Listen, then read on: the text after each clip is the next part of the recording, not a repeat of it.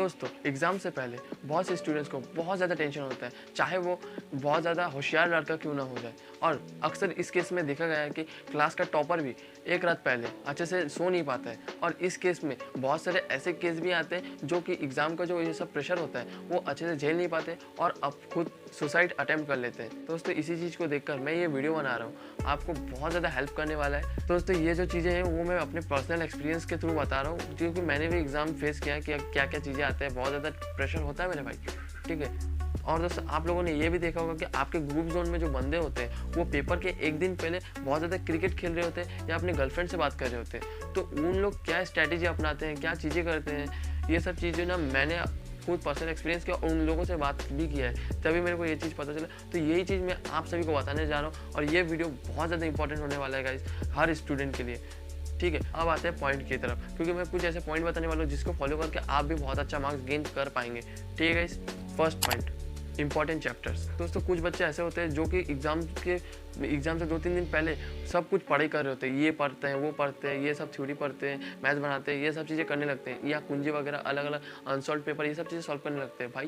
पर आप लोगों को ये नहीं पता कि आप लोगों ने जो पहले जितना दिन वेस्ट किया उतना दिन नहीं पढ़े, और अगर आप अभी पढ़ते हो तो वो सब चीज़ कवर अप नहीं कर पाओगे। इसीलिए गाइस आप वो सब चीज़ कवर नहीं कर पाओगे, इसलिए आप ज़्यादा से ज़्यादा इंपॉर्टेंट चैप्टर्स पर फोकस करो। अगर आप इंपॉर्टेंट चैप्टर्स भी कर लेते हो ना गाइस, जो आपके सिलेबस में इंपॉर्टेंट जो चैप्टर्स आते हैं वो भी अगर आप कंप्लीट कर लेते हो तो भी आप अच्छा खासा मार्क्स मिल जाएगा।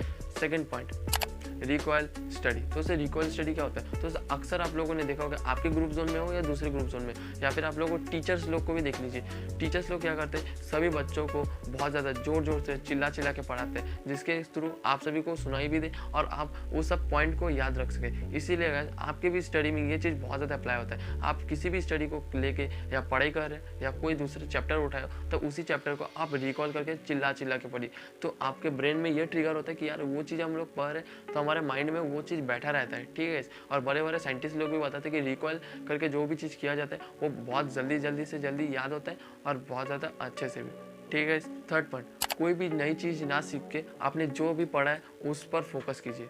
दोस्तों बहुत बारी कुछ लोग ऐसे करते हैं कि जब एग्ज़ाम आता है तब अलग अलग बहुत सारे बुक खोल के रख देते हैं, NCERTs, model paper, exam sheets, third half yearly quarterly के पेपर्स, ये सब चीज़ें खोल के बैठ जाते हैं और उन सब चीज़ों को पढ़ाई करने लगते हैं। पर भाई एक चीज़ समझ लो, आपके पास टाइम बहुत ज़्यादा कम है और एग्ज़ाम बहुत ज़्यादा सामने आने वाला है, तो आप उन सब चीज़ों को पढ़ाई ना करके आप जितना आपने अभी पढ़ा है उन सब चीज़ों पर ज़्यादा फोकस करने से बहुत ज़्यादा अच्छा होगा कि नहीं। क्योंकि ना गाइस सभी ये चीज़ करते हैं, मैं भी पहले ये करता था, आप सभी को ये चीज़ें नहीं करना है। क्योंकि आप जब नए चीज़ों को पढ़ने लगते हो, बट आप सभी को पता होगा कि बीच बीच में बहुत ज़्यादा कठिन क्वेश्चंस भी आ जाते हैं, तब आप उसको पढ़ने जाओगे तो दूसरा भूल जाओगे। इसीलिए गाइस आप अलग अलग टॉपिक को ना पढ़ के जितना आपने अभी तक याद किया है उसी चीज़ों को बार बार पढ़ते रहिए, जिससे कि वो चीज़ें आपके मन में बैठा रहेगा। अगर आप वो क्वेश्चन आता है तब आप उसी क्वेश्चन का आंसर दे सकते हो, ठीक है। इसीलिए आप अलग अलग प्रकार के क्वेश्चन को ना करते हुए आपने जितना पढ़ा है उसी पर फोकस ज़्यादा कीजिए, ठीक है गाइस। फोर्थ पॉइंट, हेल्थ पे फोकस कीजिए।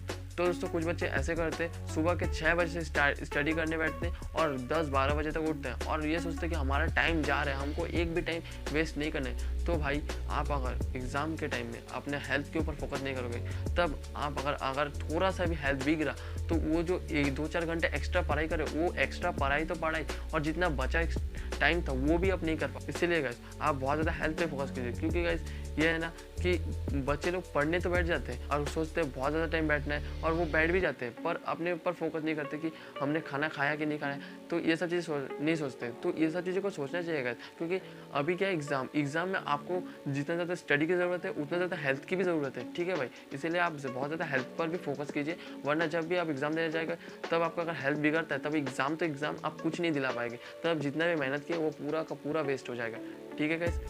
पाँचवा पॉइंट, एकांत में स्टडी कीजिए। दोस्तों बहुत सारे लोग ऐसे होते हैं जो कि अपने ग्रुप स्टडी करते हैं, ठीक है, ग्रुप स्टडी। और आप सभी को ये पता होगा कि ग्रुप स्टडी में अगर आपके एरिया आपके जोन में अगर आपके साथ 2-4 लड़के या लड़कियां हैं तो उसमें आप देखना कि बीच में बात हो ही जाता है, चाहे कोई भी चीज़ हो। अगर आप पढ़ने ही बैठते हो ना, तो उसमें कोई ना कोई एक लड़का या बंदा वो ऐसा बात कर देगा जिसके थ्रू अब बातें चालू हो जाएगा। इसीलिए गाइस, अब जब एग्ज़ाम के टाइम आता है ना, तब आप एकांत में पढ़ाई कीजिए। और जब एग्ज़ाम नहीं होता है, अगर फर्स्ट से स्टार्ट करते हो, तब आप ग्रुप स्टडी कर सकते हो। थोड़ा थोड़ा करके डेली का डेली ग्रुप स्टडी करो, तब आप जब एंडिंग में आओगे, तब एंडिंग में आते आते सभी लोगों को याद हो जाएगा।